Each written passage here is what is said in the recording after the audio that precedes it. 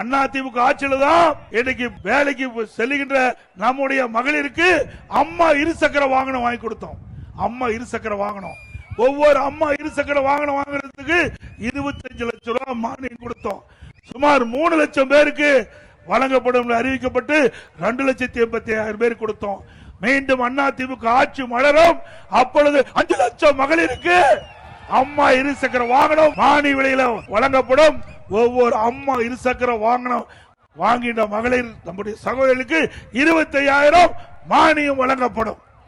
அதோட திருமண உதவி திட்டம், தாலிக்கு தங்கம் வழங்கப்படும். திருமண உதவி திட்டத்தில் 20,000 50,000 வழங்கப்படும். அதோடு திருமண உதவி திட்டத்தில் பயன்பெறுகின்ற மணமகளுக்கு பட்டு சேலை வழங்கப்படும், மணமகனுக்கு பட்டு வேஷ்டி வழங்கப்படும். ஒவ்வொரு தீபாவளி வருகின்ற பொழுதும் நம்முடைய மகளிர்களுக்கு தாய்மார்களுக்கு சேலை வழங்கப்படும். நல்ல சேலை, அற்புதமான சேலை தீபாவளி, ஒவ்வொரு தீபாவளிக்கும் பெண்களுக்கு வழங்கப்படும்.